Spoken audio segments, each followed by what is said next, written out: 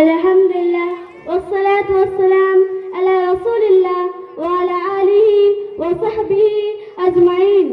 Amma ba'd. A'udhu billahi minash shaytanir rajim. Bismillahir rahmanir rahim. Wa ma khalaqtul jinna wal insa illa liya'budun.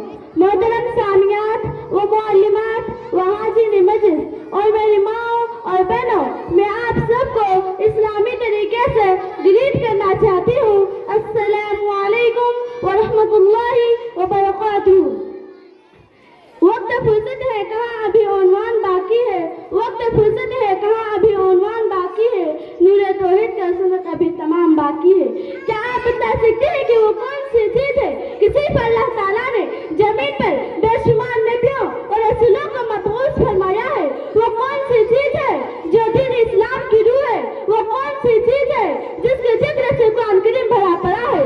وہ کون سی دولت ہے جس کو حاصل کرنے کے لیے حضرت سمیہ رضی اللہ عنہا نے شمران طریقے سے صحیح ہو جانا گوارا کر لیا مگر اس دولت سے ہاتھ نہیں دھویا؟ وہ کون سی چیز تھی جس کے لیے صحابہ اکرام اس قدر تکلیف اٹھائی؟ جی ہاں میری بہنوں، وہ چیز ہے توحید، وہ دولت توحید کی دولت ہے۔ دنیا میں جتنے نبی اور رسول آئے سب کا بات ایک مقصد تھا کہ اللہ کے بندے صرف اور صرف اسی ایک اللہ کی عبادت کرے، اس کی عبادت میں کسی کو شریک نہ کرے۔ میری ماں اور بہنوں، توحید کا مطلب ہوتا ہے کہ ایک کرنا، اور شریعت میں توحید کا معنی یہ ہے کہ اللہ کی ذات کو عبادت میں، ربوبیت میں اور اس کے تمام اسماء اور صفات میں ایک مانا جائے۔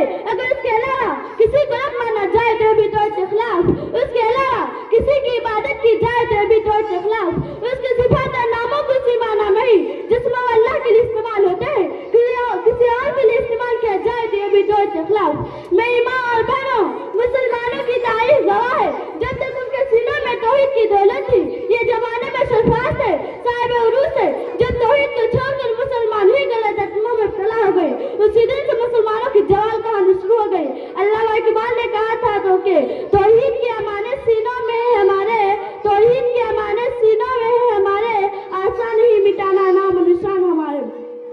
مگر حقیقت دھیرے دھیرے مسلمان اس دولت سے ہاتھ دھوتے چلے جا رہے ہیں۔ وہ مذہب جس نے گرا اس کو تو جوڑ دیا تھا کہ شرک کی طرف لے جانے والا ایک معمولی سا کلمہ بھی زبان سے نکلنے کا اختیار نہیں دیا۔ اسی مذہب کے ماننے والے آج جگہ جگہ توحید کو مٹا کر شرک و بدعت میں گڈھے دھنستے چلے جا رہے ہیں۔ محترم حاضرین، اللہ تعالیٰ نے انسان کو پیدائش لے کے تھا کہ تاکہ انسان صرف اور صرف اس کی عبادت کرے۔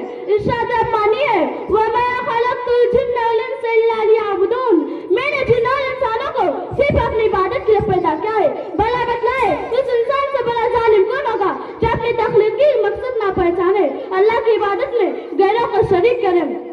میری ماں اور بہنوں، توحید کے عقیدے کی حفاظت کیجیے۔ ہر مسلمان اپنے رب کے سامنے اقرار کرتے ہیں کہ ایاک نعبد و ایاک نستعین، اے اللہ ہم صرف تیری ہی عبادت کرتے ہیں اور صرف تجھے سے مدد مانگتے ہیں۔ مگر کتنی افسوس کی بات ہے کہ کتنے ایسے مسلمان جو اپنی عملی زندگی سے اللہ سے کیسی کی گئی ہے اس اقرار کو بھول جاتے ہیں اور غیروں کو امید و بستہ کر لیتے ہیں۔ میری ماں اور بہنوں، آیا مت کریں گے ہم اپنی قیمتی دولت توحید کے عقیدے کی حفاظت کریں گے۔ اللہ نے ہماری پیشانی کو معجز بنایا ہے، ہم اسے صرف اور صرف اس کے آگے جھکیں گے، کسی غیر کے آگے جھک کر ذلیل نہیں کریں گے۔ میں ایک شعر کے ساتھ اپنی بات کو ختم کرتی ہوں کہ